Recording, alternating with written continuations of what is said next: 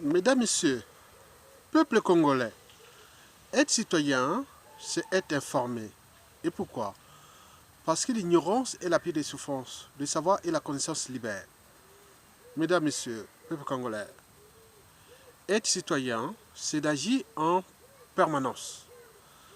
Et pourquoi? Parce qu'aucune cause n'est perdue d'avance. Et surtout quand elle est digne, juste, noble, légitime et voire civilisationnelle.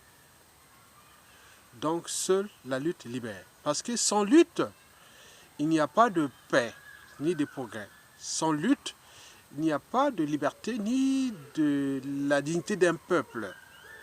Sans lutte, il n'y a pas de justice rendue à un peuple. Sans lutte, il n'y a même pas de but même de la condition humaine d'un peuple.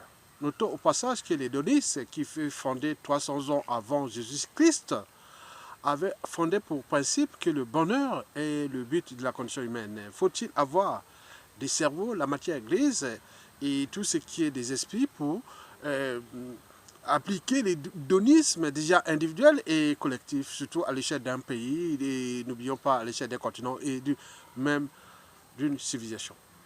Mesdames, Messieurs, peuple congolais, pourquoi la transition politique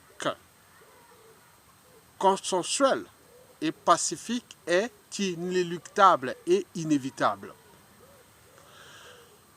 Pour ma part, je continue à faire mon boulot de l'ombre. Je peux vous donner quelques esprits que j'ai contactés, qui connaissent, parce qu'il y a d'autres qui sont déjà fédérés. J'ai déjà des esprits fédérés. Je viens de parler tout à l'heure avec l'officier supérieur Ferdinand Mbao, qui m'apprécie d'ailleurs, et mutuellement d'ailleurs. Nous avons discuté longuement sur ces problématiques de la transition.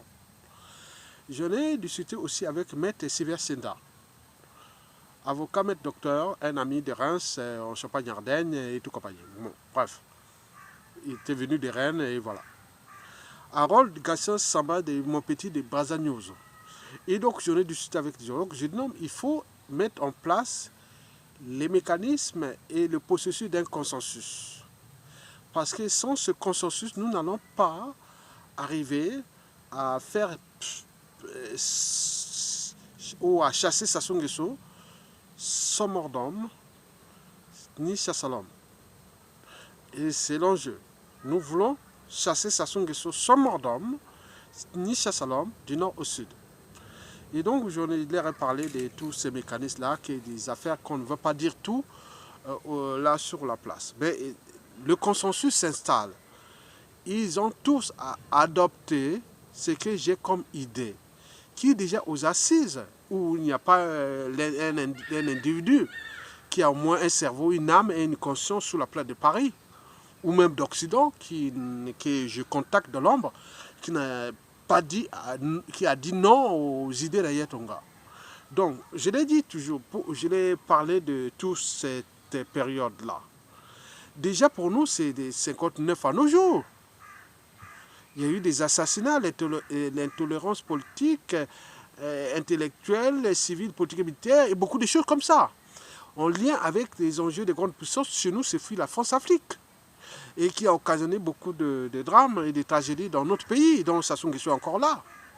Mais comment s'affranchir de cet état de crise liberticide, antidémocratique, antisocial, criminogène, immoral, dissolu, et voire confiscatoire d'un État à cause de Sassou Nguesso qui joue qu'à sa tête, puisqu'il a les moyens colossaux de l'État dont il dispose pour détruire tout le monde, et pour combien de temps encore. Donc je l'ai dit non, face aux crises, il faut trouver des mécanismes de sortie de l'état de crise. En d'autres termes, on parle de communication de crise. On n'est pas dans la communication de crise, ni dans l'humanisme, ni dans la psychologie, ni de la philosophie. On est entre le droit et la politique. Donc, alors, comment allons-nous mettre ensemble des processus de sortie de cet état de crise pour qu'il y ait une dynamique? Parce qu'il n'y a pas de mobilisation du citoyen sans un rêve commun de lendemain à construire et de futur à édifier.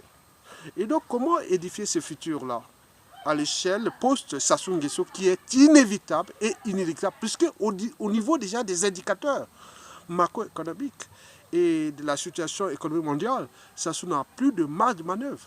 C'est fini. Tout ce qu'il fait, c'est que c'est du mensonge, la dissimulation, la diversion, les achats et des concerts avec quelques moyens qui restent, avec les faux billets, faux positions au pays, hein, pas pour les rostes. Bon, il n'y a plus grand-chose. Il joue à la ruse, aux intimidations et autres, avec tous les moyens de l'État dont il dispose, qu'il a aussi peur que ces moyens puissent être aux mains d'un autre tordu comme lui. Donc l'enjeu n'est pas que ces moyens puissent être demain aux mains, d'ici peu, aux mains d'un autre tordu. Parce que les moyens de l'État sont colossaux. Et donc, moi, je voulais simplement dire, comment nous allons réparer? Qu'est-ce qui fait peur aux uns aux autres? Donc, je le sais. Et je vais vous donner quelques éléments. Ce qui fait peur, parce que depuis ces années-là, nous sommes les enfants des citoyens congolais qui n'ont jamais été dans les zones du pouvoir là. Donc, nous sommes quelque part des saints. On n'a pas été là-bas, on ne connaît pas leurs mécanismes. Et de autres, ils ont des passifs à cacher. Depuis les années 1965, on a commencé à tuer les cadres civils et intellectuels autres. Et autres, il y a eu un effet d'emballement ou de tout ça. Donc, ils se connaissent entre eux. Ils savent bien les assassins, les autres, ils savent. Mais nous, on ne les connaît pas. On les fréquente là. Mais par effet d'appartenance, ou même par association, ou même par fréquentation, on te dit, ah tiens, Aya Tonga a fréquenté telle personne, donc il doit connaître beaucoup de choses là. Et donc, on cherche aussi à éliminer. Donc, ça ne cesse de s'amplifier. Et donc, j'ai dit non, stop. Et pour en arriver là, on sait ce qui s'est passé. Il y a la continuité de l'État.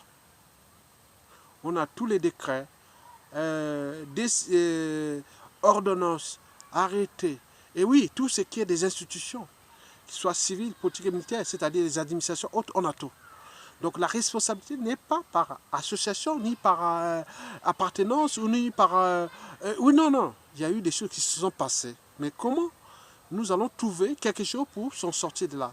L'enjeu n'est pas de repartir avec les mêmes erreurs ou refaire les mêmes erreurs. Comme en 1991, pendant la transition, là, ça chauffait. J'avais un malaise. Ça a commencé en février jusqu'en juin. Et ces moments-là, quand je venais, la conférence nationale, au palais des congrès, et oui, j'enseignais.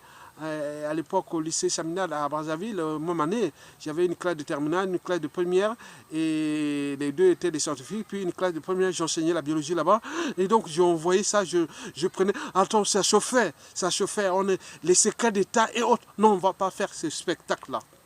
J'ai dit qu'il y a des choses qui se sont passées ailleurs qu'on appelle commission vérité et réconciliation. Et donc, dans cette commission vérité et réconciliation, nous allons intégrer tout ce qui va se passer entre le droit, la justice, la morale, l'intérêt général et la transmission. Et c'est ce que je vous ferai pour la prochaine vidéo. Et merci beaucoup.